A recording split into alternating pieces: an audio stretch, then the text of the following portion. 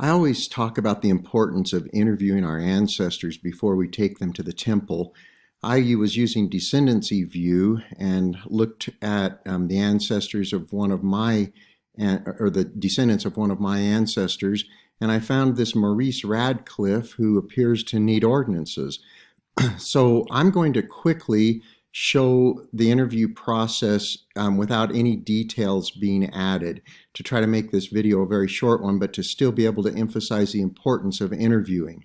When I opened up Maurice's person page, I could look at the ordinances and see that he needed all of his ordinances, but he didn't have a spouse because they weren't available yet, but he needed everything else.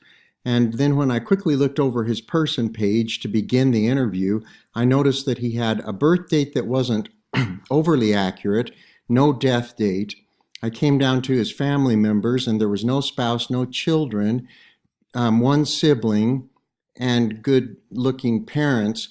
And so I immediately say to myself, I want to see if I can find a spouse, and I want to see if I can find better dates up here. If I get rid of this, if I do all of these ordinances, when somebody else or myself is looking at the people that are on the tree, there's no green temple at that point, and so nobody will stop and look over Maurice and see if they can find him a spouse. Once we get rid of the green temple, the neon light that leads people to look at a person's person page is missing. So as I come here, it's always nice over in this area to find some record hints, but I don't have any record hints. And it's tempting at that point to say, well, I gave it a shot to see if there was anything there, but there isn't, so I'm going to go ahead and take him to the temple. You'll notice that he has one source. That source is a 1910 census record, so he will be living with his parents and be 8 years old. And so he's got B.T. Radcliffe, who is his dad, and Lois, who's his mom. His sister is Edith. Lois is 16 years younger than B.T., and Edith is 10 years older than Maurice. And so we've got that information from this one source that is already attached to Maurice. And you can see that that was the source used because it gave just the year and the state, which is what census records provide in terms of birth information. So my next go-to in terms of finding a little more information, if I can, is to click on the Ancestry link. When I click on it, it will take the information from the person page, pre-fill the fields, and do a search for me without me adding anything else in there.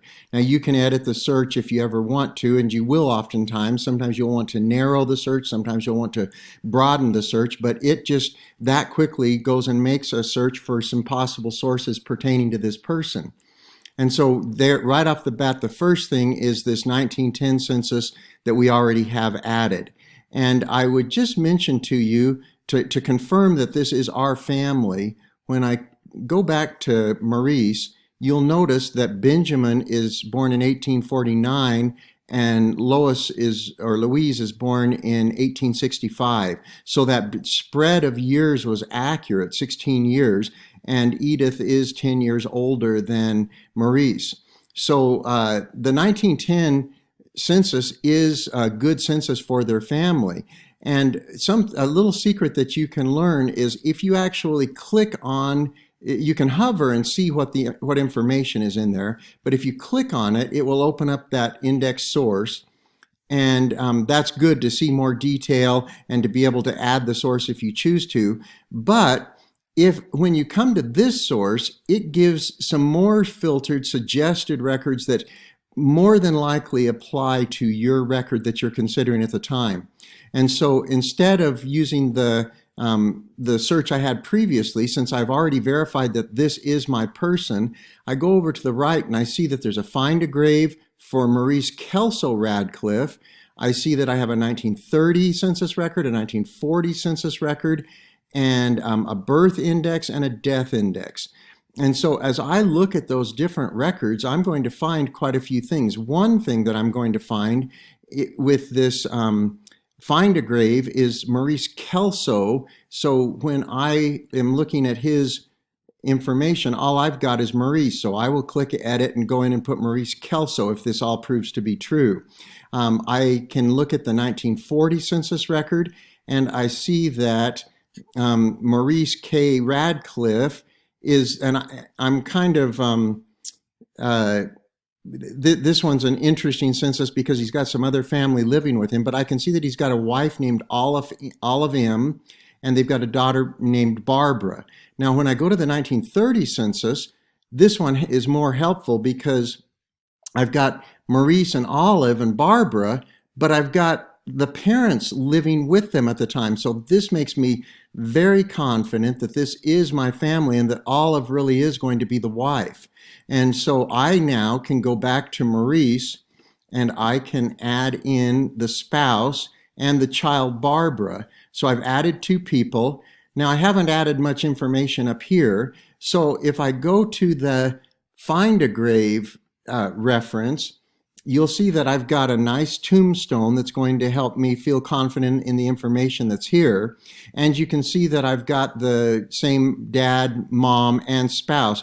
And this one tells me that Olive Mary Radcliffe, it's not just Olive M. And if I click on her, it will bring up her tombstone and give me her birth date and death date and this other information. So when I add Olive, I'm also going to be able to add enough information that I'll be able to take her to the temple. Between this exact birth date and then the census record that will give me her state, I'll have enough information to take Olive to the temple. Now, Find a Grave is secondary information. It's not primary sources. And so we'd like to find primary sources for the dates that we've got. When I'm going to Maurice, I see that I have a really nice accurate birth date. We had 1902. Now I have 11 August 1901. And I had no death date, but now I have a death date. So what I am hoping for is those 2 sources, this birth index and the Georgia death index. When I look at them, the Georgia death index gives me the exact date and death place that I'll be able to put in there as well. And the birth record gives me dad's name, mom's name. Incidentally, most of the others had Radcliffe, so this has her maiden name of Motzinger. Let's see if I've got that in here. Yes, I do. So Motzinger is in there. But I now have I have a better source to prove the birth date that Find a Grave had on it. And so you can see that real quickly using Ancestry, I was able to find information, and that initial interview that I did where I wanted to find a better birth date, a death date, I wanted to find a spouse and child. I found all of that really quickly and really easily by using the Ancestry Link.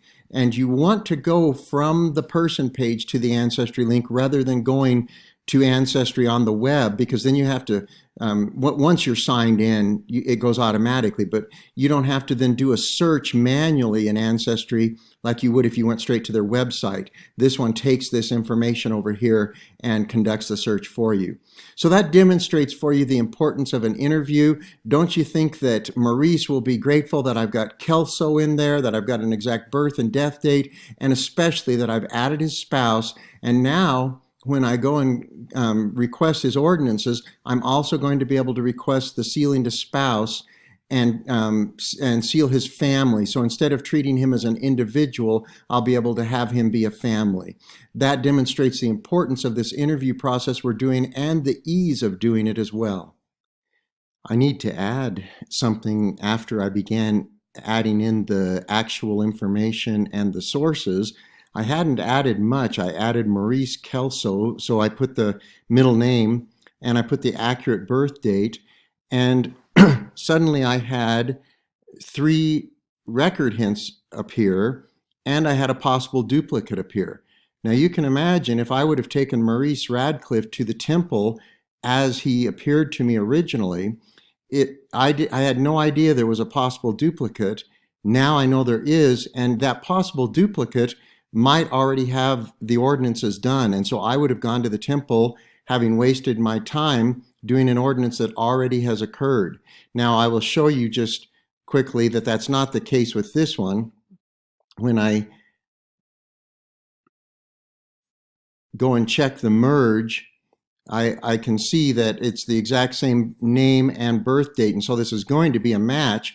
But if I open up this individual,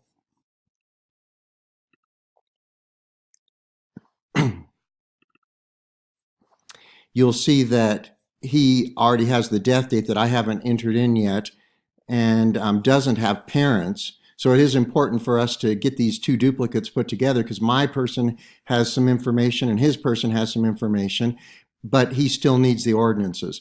My point being, though, that he might not have needed the ordinances. Somebody else might have done those, and I would have just been repeating work that had already been completed.